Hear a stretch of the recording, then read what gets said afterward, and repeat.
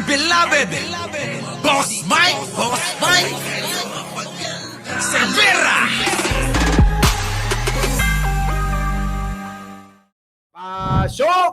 Nagpakilalang bagman umano ni Vice President Ito na mga kababayan ang nakakatakot kasi. Mga plano para maupo sa pwesto si Vice President Sara Magnanakaw Duterte nilahad sa liham ni Ramil Madriaga. Pakinggan ho natin mga kababayan kung ano ito. Pasok! Inilahad ng nagpakilalang bagman umano ni Vice President Sara Duterte na si Ramil Madriaga ang plano umanong pagpapatalsik sa pwesto at pagpapapatay ay Pangulong Bongbong Marcos para pumalit sa kanya ang Vice Presidente.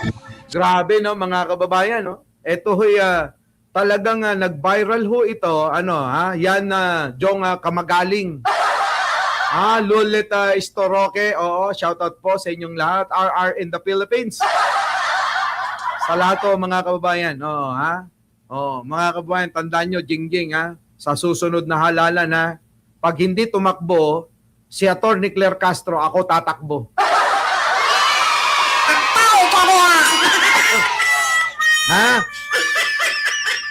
Iboboto nyo ba ako? Pag hindi tumakbo si Atty. Claire Castro, ako tatakbo. Oo. Meron naman siguro tayong magagastos Hindi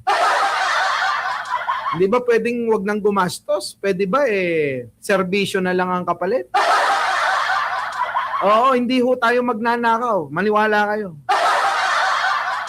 Never ho nagagawin natin sa tanang buhay natin. Kung meron hong magpapakulong ng mga magnanakaw, malamang ako na ho yung iniintay. Di ba? Malamang ho, baka ako na ho yung hinihintay na talagang tugisin tong mga magnanakaw na to. Uunahin ko ang mga Duterte.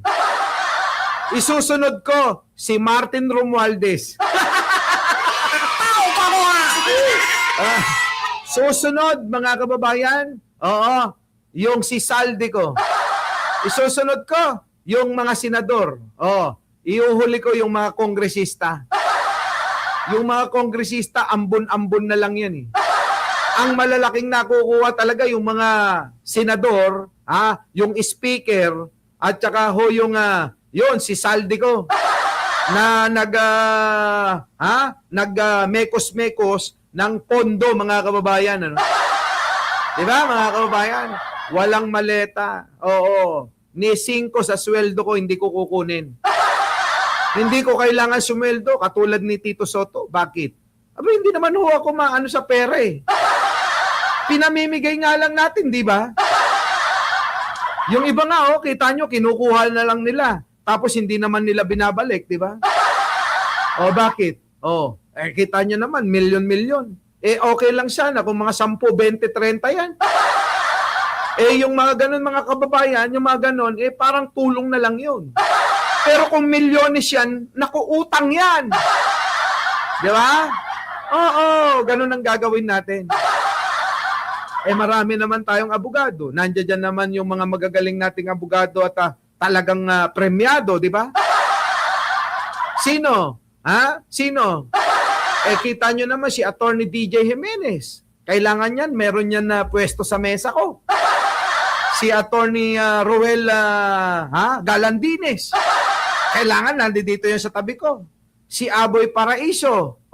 Si Atty. Aboy Paraiso. Gagawin kong DOJ secretary yan. Diba? Alam nyo na. Si Arnold Lopez. Kailangan malaalabonggo yan sa tabi ko.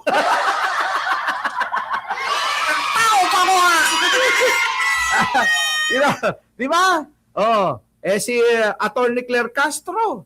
Pag hindi pinalad na manalo, gagawin natin mga kababayan, alam nyo, gawin nating ombudsman. Nako mga kababayan, ewan ko na lang. Diba? Yung mga natitira, yung mga hindi ko nabanggit, pamunuan nyo na lang yung mga parallel group natin. Yung mga parallel group natin, mga kababayan, kayo na mamuno. Huwag nyong gagayahin yung kislap. Yung kislap na sinasabi mga kababayan kay Inday Sara lilipad ang Pilipinas. Nakaw! Kay Inday Sara lilipad ang pera ng Pilipinas. Sikap ninyo gawin nating direktor sa mental hospital. Visit. Ito na, mga kababayan, mga plano para maupo sa pwesto si Vice President Sara Duterte nilahad sa liham ni Ramil Madriaga. Pasok. Inilahad ng nagpakilalang bagman umano ni Vice President Sara Duterte na si Ramil Madriaga ang plano umanong pagpapatalsik sa pwesto at pagpapapatay kay Pangulong Bongbong Marcos para pumalit sa kanya ang Vice Presidente. Kita nyo mga kababayan, talagang sinasabi na natin noon pa, ang kampo ni Duterte masamang tao, mga demonyo. Sukdulan mga kababayan na ipapatay nila si Pangulong Bongbong Marcos sa anumang paraan. Kaya naman pala nabanggit, eto mga kababayan naalala ko, nabanggit ni Sara Duterte na mayroon siyang kinausap na assassin. Nakuha nyo mga kababayan ko, naalala nyo ba yun yung nagmumura si Sara? Yung sinasabi niya, Martin Romualdez, Bongbong Marcos, Lisa Marcos, ganon di ba? Meron na akong kinausap na kapag pinatay ako, patayin mo si Bongbong Marcos, si Martin Romualdez, tsaka si Lisa Marcos. Naalala niyo yun? Yun naman pala eh. Kasi nga daw, ang digong, maraming ganyan. Maraming mga assassin na mga kinakausap at ang kumakausap, isa ho dyan, si Ramil Madriaga. Grabe no mga kababayan, ito na. Buti pa si Princess din nakuha agad. Yes, yun din. Sa Pantako si RM. Kinausap niya. Ito na. Sa sulat kamay na liham na ibinigay ng isang source sa GMA News, inilahad ni Madriaga na hinayaan ni dating Pangulo Rodrigo Duterte na tumakbo si Marcos sa eleksyon 2022 katambal si Sara Duterte. Pero balak anya nilang kunin ang pagkapangulo kay Marcos sa 2025 para mapalawig ang control ni Vice President Duterte sa gobyerno at gagamitin lang na political tool si Marcos. Kita niyo mga kababayan, gagamitin lang nakasamkapan sa politika si Pangulong Bongbong. Kita nyo, 2025, plano na, mga kababayan narinig nyo naman yung kwento ko nung una. Sa mga matatagal na dito, i-connecta natin yung pagbabalik ko para mag-vlog. Noong pong itong si Maharlika na may nanaang Pokelya, ay kinukumbinsi kami ng grupo para bumaliktad na at iwan na si Pangulong Bongbong Marcos. Naalala nyo yun, mga kababayan? Naalala nyo ba yon? Sa mga matatagal na rito, yung bagong-bagong balik ako, mga kababayan, nilahad ko. Hindi maitatanggi ito, mga kababayan. Hindi maitatanggi dahil ito po ay kwento ko. Kung paano kami ay rekrutin, hikayatin ng kampo ni Duterte sa pamamagitan ng emisaryo niya na si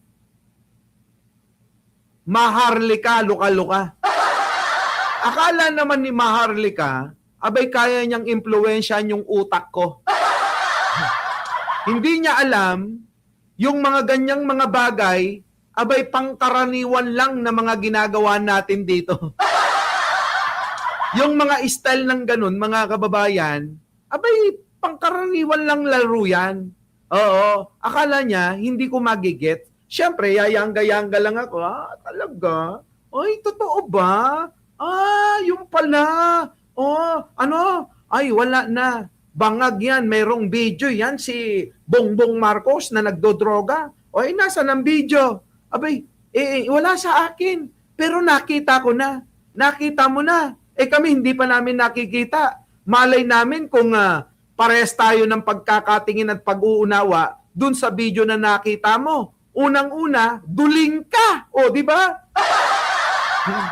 Yung mga mata namin, diretso. Paano magiging parehas yung tingin natin sa video na ipapakita nyo, nakita mo na. Kailangan makita rin namin. Hindi kami bobo na maniniwala lang sa kwento mo. Tama, mali, mga kababayan ko. Ayun. Doon pa lang, sabi ko, ang tanong ko, sinong nasa likod ng inyong plano na yan na pagpapatalsik agad kay Pangulo, kakahalal lang, di ba? Isip-isip ko, kakahalal lang, sabay tahimik. Sabi ng utak ko, putang ina mo. Tao pa mo ha! Di ba? Oo, sabi ko, yun ang tanong ko, sino ang nasa likod nito? Paano magtatagumpay itong plano nyo? Di ba? Kakaupo lang ng Pangulo.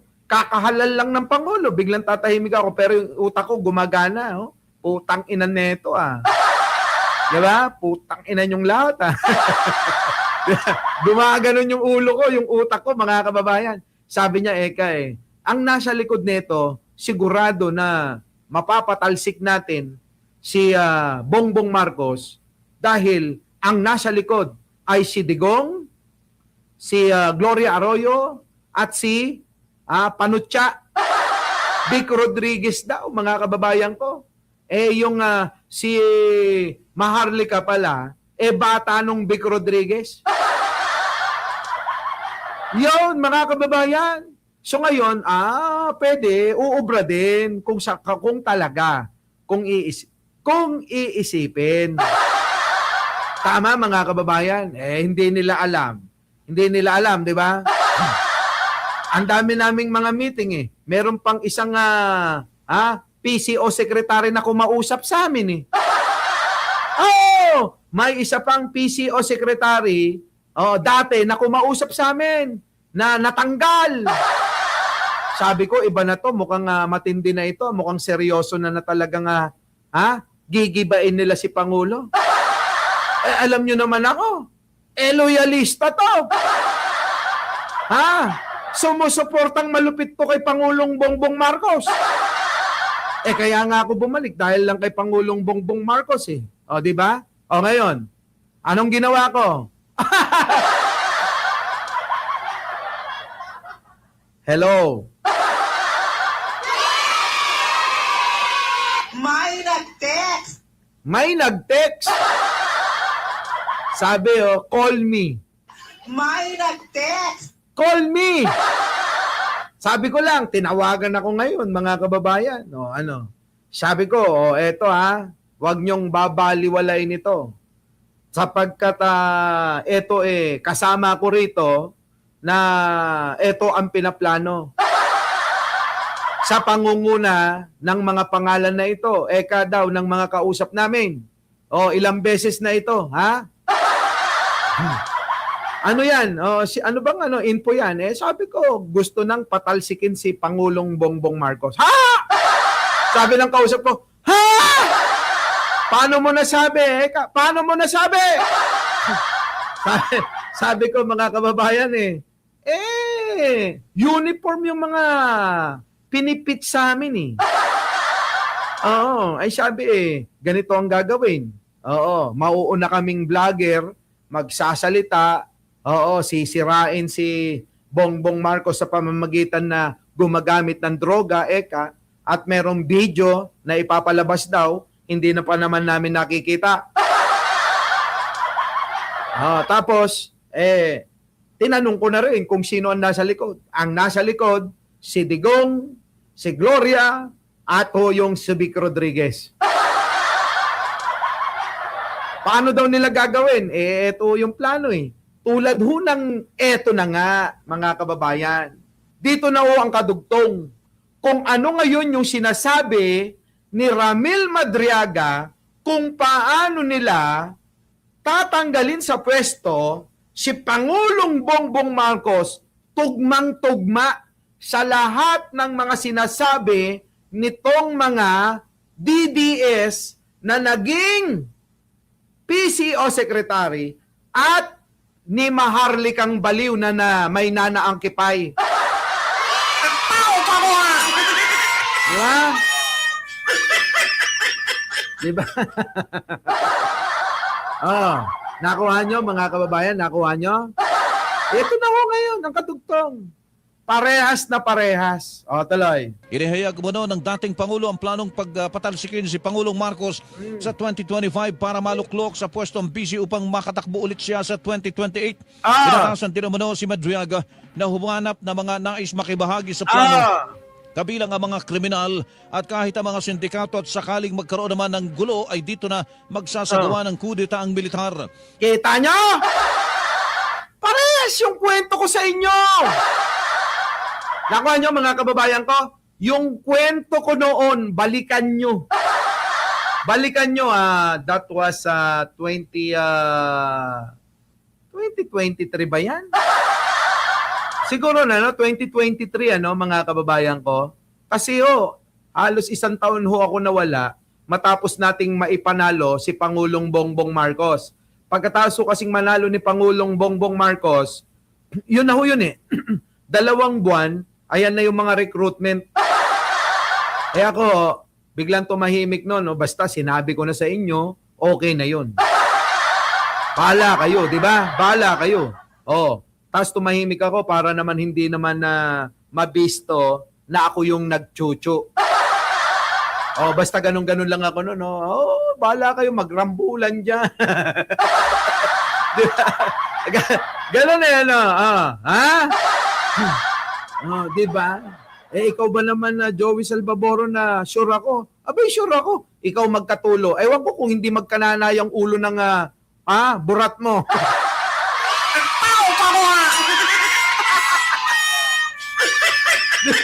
Di ba, Joey Salvadoro? Yun, mga kababayan. Kung kayo gusto nyo mapakinggan yung aking patotoo, way back 2023, nung bumalik tayong mag-vlog, mga kababayan. Late na ho yan ng 2023. Malalaman nyo po, mga kababayan, ang buod ng kwento. At sasabihin nyo, abay, ibang klase talaga si Mike Cervera. Lahat ng sinasabi niya nagkakatotoo. Ay, hindi naman ako sinungaling. Tignan nyo kay Martin. Nagkamali ba ako kay Martin? Ano sabi ni Pangulo? Di ba? Pinaplano ni Pangulo na sampahan ng kaso yung pisan niyang yan. Nagkamali ba ako? Tama ba ako? Mali ba ako? Kita nyo? Ang tanong ko uli, sinong vlogger ang magdidibang at sasabihing mali ako? Sino? Sinong vlogger? Kinaiinisan nyo ako eh. Tignan nyo nga yung mga vlogger na nagtatanggol kay Martin eh. Lab na lab ako. Di ba, mga kababayan?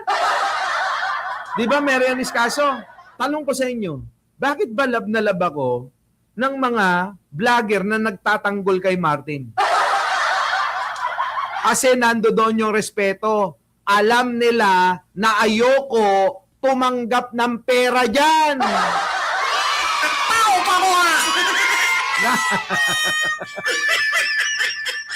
Yan ang sinasabi ko sa inyo eh.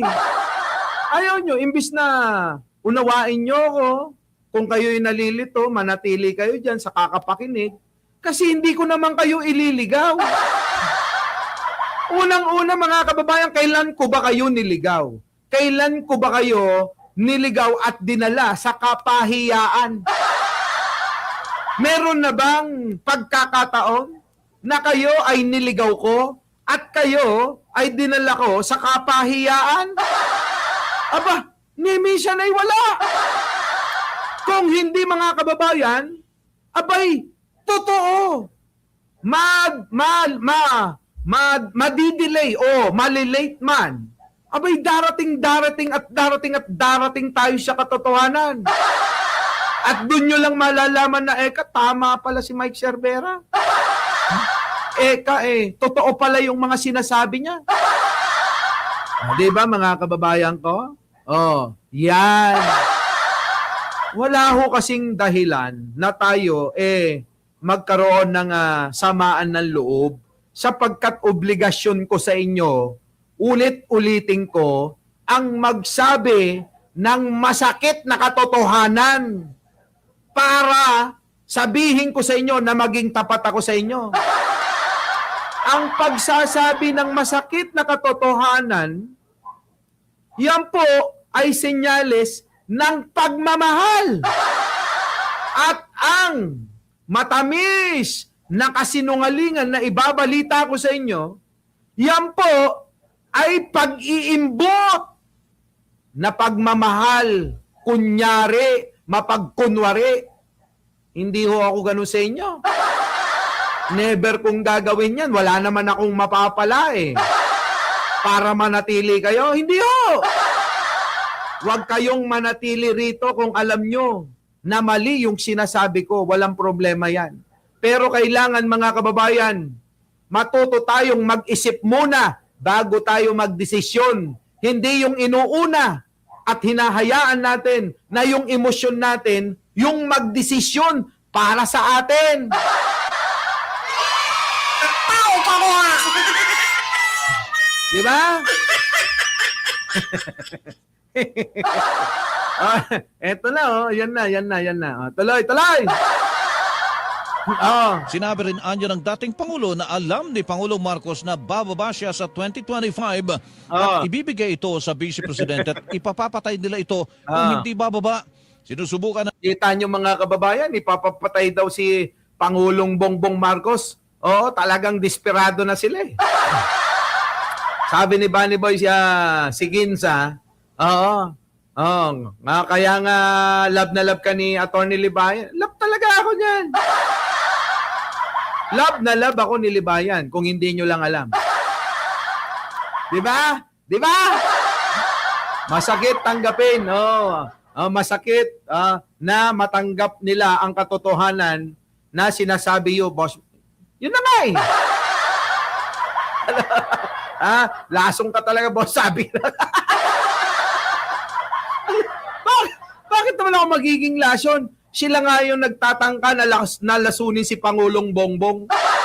Ayan ayan sabi rito, mga kababayan, talagang papatayin nila si Pangulo. at kahit ang mga sindikato at sakaling magkaroon naman ng Kita nyo?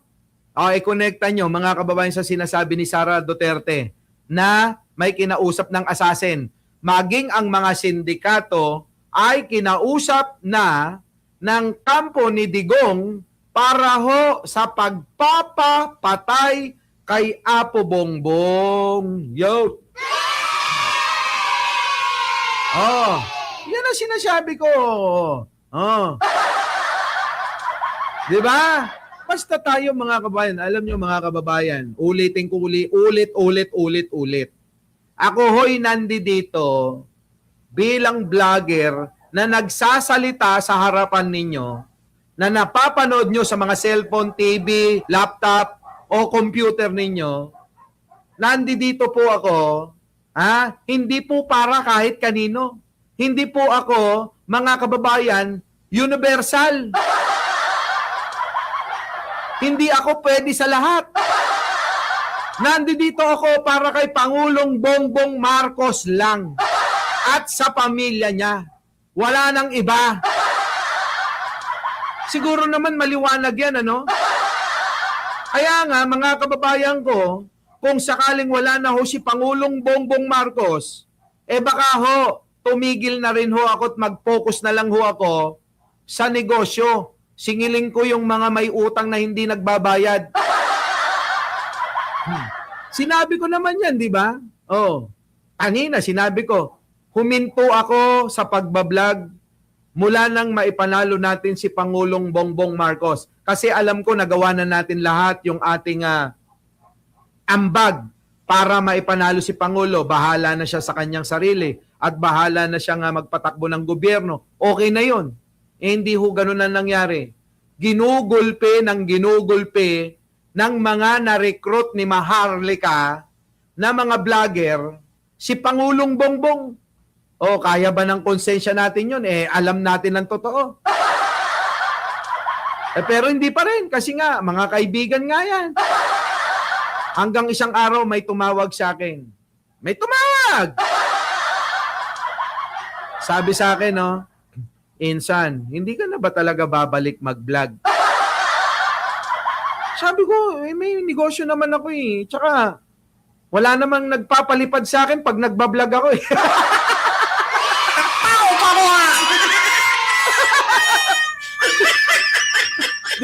Di ba? Oh, sabi ko, sa'yo lang naman maraming nagpapalipad dinsan eh.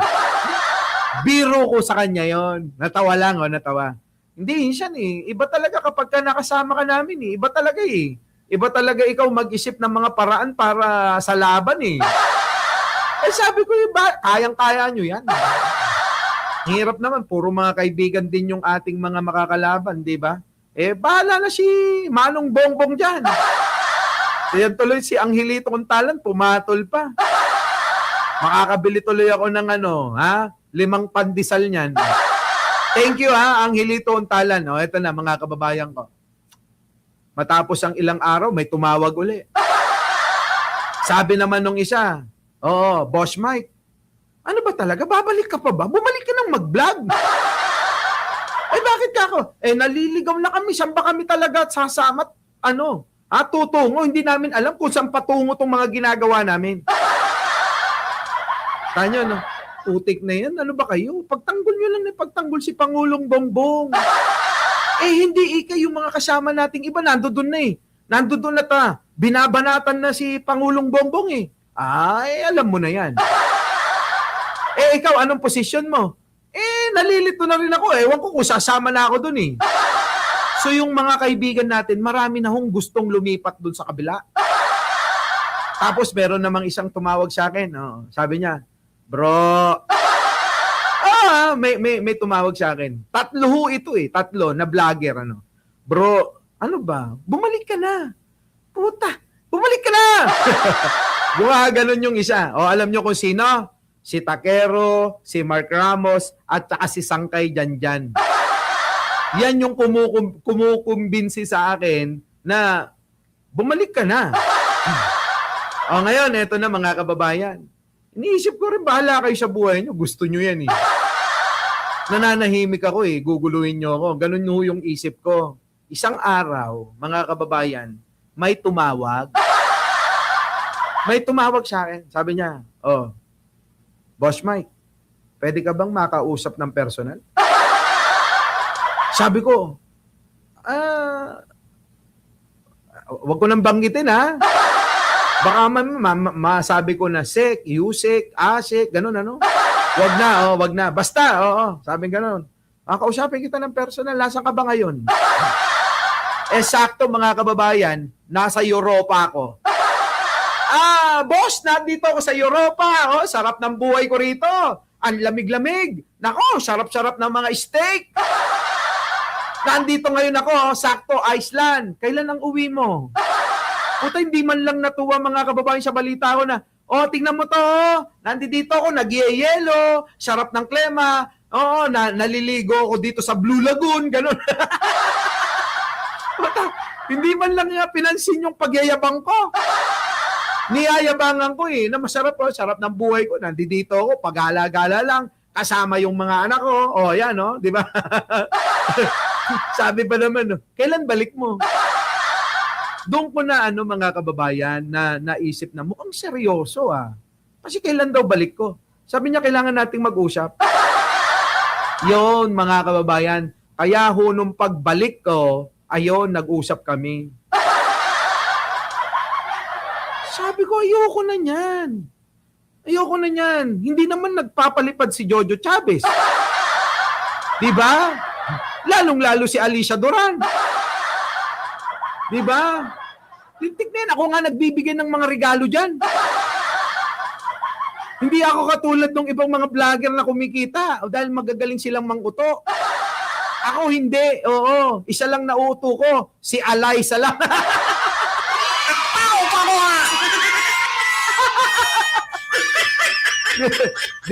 Diba, Maring Joji? Eto na ngayon, mga kababayan. Eto na. Hindi, seryoso to, seryoso. Joke ko lang yun, Princess D, joke ko lang yun, Alicia Duran, Jojo Chavez. Joke ko lang sa kanila yun. Sabi ko, buti pa si Pascachi, binigyan ako ng isang t-shirt. Ano ba yun? Versace yata yung binigay sa akin. Kaya laki-laki naman, hindi ko tuloy mausuot ng pangpormahan. Eto na. Kinikwento ko lang sa inyo, mga kababayan, para ho magkaroon ho kayo ng mga idea. Yun na nga, talagang ano daw, medyo ang hirap ng labanan ang mga DDS sa kabila. Oo. So anong gusto nyong gawin ko? Baka pwedeng baka pwede mo namang kaming tulungan. Tulungan daw. Anong tulong? Uy, magaling kasi ko dyan, mga kababayan. Kahit itanong nyo kala Mima Alicia, itanong nyo sa mga kaibigan natin, magaling ako mag-isip sa mga laban na ganito. Anong gagawin natin? Ay!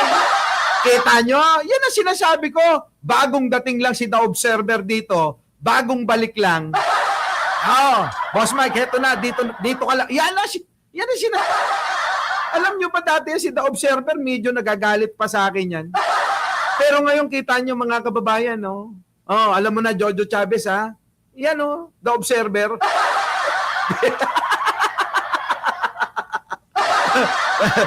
Binigay ako sa'yo, sakit ng ulo. Sabi ni Arnold Lopez. Eto yon. Boss, thank you The Observer Eto yon. Sabi ko, ano may tutulong ko? Kilala kita, sabi nung tao. Kilala kita. Alam ko kaya mo to. Gawin mo lahat ng paraan.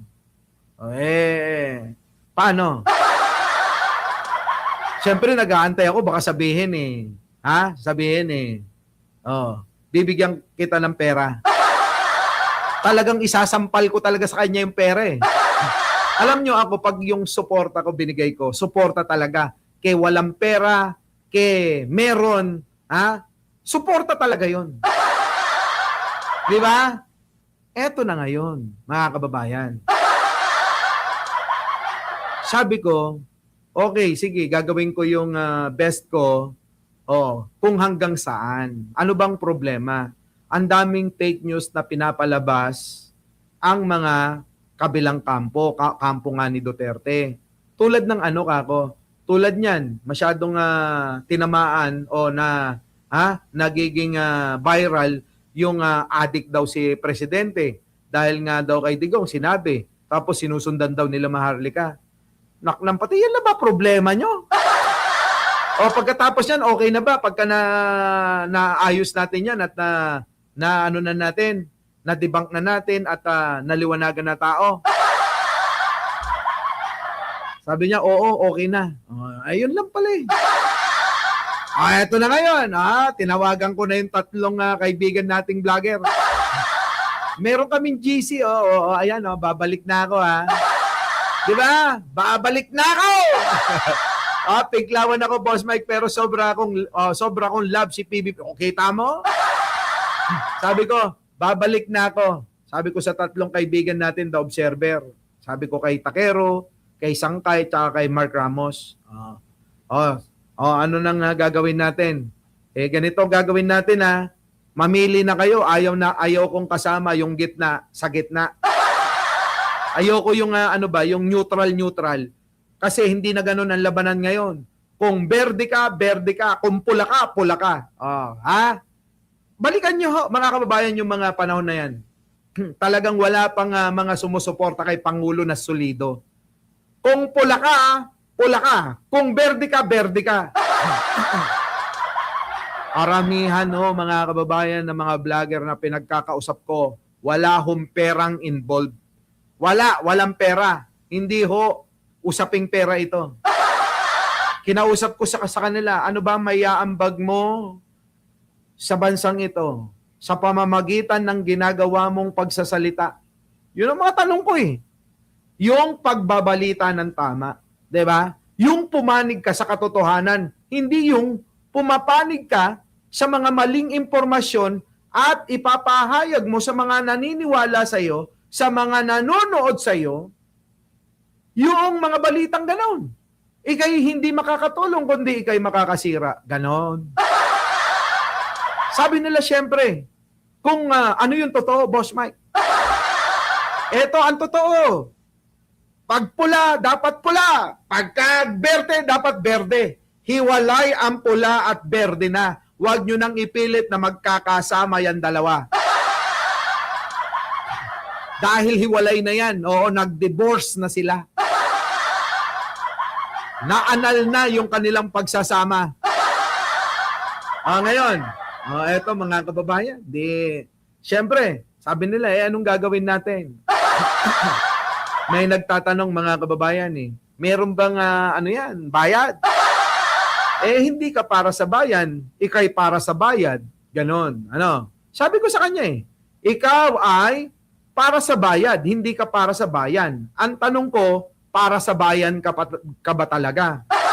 Kung ikaw ay para sa bayan, dito ka sa akin. Kung ikaw ay para sa bayad, doon ka sa kabila. Maliwanag, diretso, di ba mga kababayan ko? Bilang pasasalamat naman sa mga kasama nating mga vloggers, abay nag-aabono tayo. Di ba? Doon nila naramdaman mga kababayan ang totoong pagmamahal at totoo na kaibigan. Paano? May mga kasama natin, mga first time pala na makakarating sa ibang bansa. Ako ho naka-virgin sa kanila. Ako ho yung unang nakapag, kayag sa kanila para ho makita nila yung ibang bansa. Ay mga kababayan, kita nyo, na hindi ho nagawa ng kahit sino man. Diba, mga kababayan ko? Ano nangyari? Ito real talk ito kahit ho kanino nyo itanong. Hindi ho ako magsisinungaling sa inyo. Dumami ho bigla. Hindi ba kayo nagtataka? Dumami ho bigla yung mga solido na mga sumusuporta kay Pangulong Bongbong Marcos. Bakit? Mga kababayan, diniktrinahan natin May doktrina tayong ginawa sa kanila. Hindi ho kasama ang pera. Kundi, wala ring pangako. Walang pangako Kung hindi yung para saan ka ba?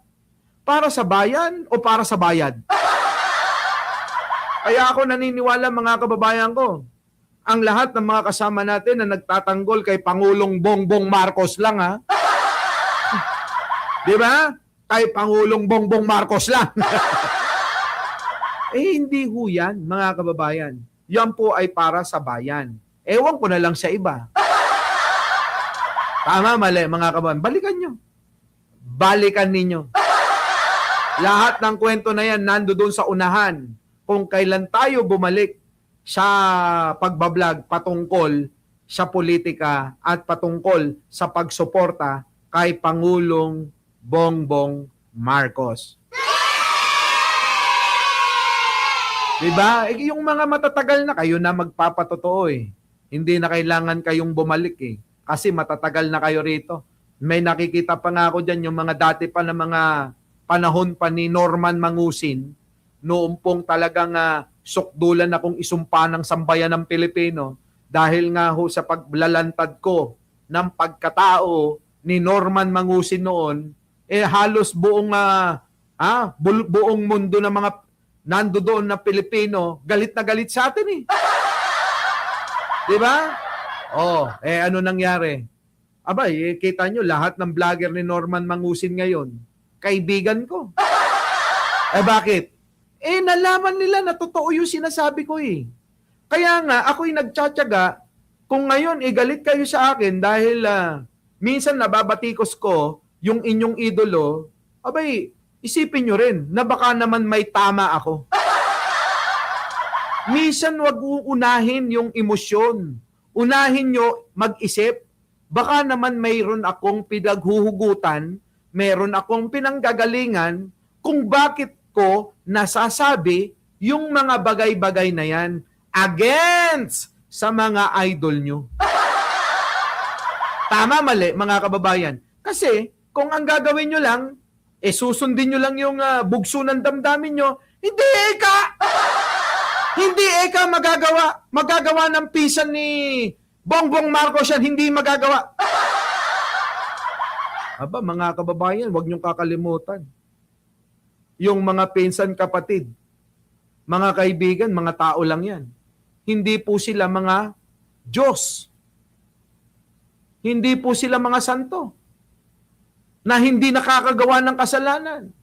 Na hindi natutukso sa kinang ng ginto at pera. Mga tao yan! Di ba? Mga tao yan na mga marurupok pagdating sa sandamakmak na kayamanan. Kung ang ugali lang siguro nila yung ugali ko, mga kababayan, na hindi ho mahilig sa pera kasi ang pera kusang dumarating yan. Siguro mga kababayan baka ho mga kababayan mala Singapore na ang Pilipinas talaga. Diba? Kaya ho mga kababayan, itong pagpapatay kay Pangulong Bongbong, abay eto, mapapatunayan ko, ako na mismo, totoo ito. Na humanap na mga nais makibahagi sa plano, kabilang ang mga kriminal at kahit ang mga sindikato, at sakaling magkaroon naman ng gulo ay dito na... Kita nyo, pati kriminal, mga sindikato, ni-recruit na ni Pangulong Ninyong Digong. Ni-recruit na ho ni Digunyo, mga kababayan. Sindikato, mga kriminal, ni-recruit na lahat ni Digong. Ganun katalamak si Digong. Tuloy. magsasagawa ng kudeta ang militar. Sinabi rin anyo ng Kita nyo, pati mga militar, pati mga retiradong general, abay sumama Kundi ba naman mga bobo? Di ba, Maring LB, maliit na bagay lang yan. Pati mga kriminal, makakasama nyo, yan ang sinasamahan ng mga DDS. Dahil nga bobo sila, hindi nila abot na unawain yung mga nangyayari. Abay, isipin yung maigi. Umupo ng matumid, ng matuwid, tumingin ng malayo, tumingin sa malayo, tumingin sa mga berde, palayain ang isipan, isipin yung maigi. Meron bang katotohanan yung sinasabi ni Mike Cervera? Paano niya nasabi? Aba, hindi lang siya na yung nagsasabi. Dumarami. Ako ba magiging parte ng mga sindikato at mga kriminal? Ano na lang ang pagkakaiba ko sa mga sindikato at kriminal kung sasama ako sa kanila? Isipin nyo yan, mga kababayan ko. Isipin nyo. Our beloved Boss Mike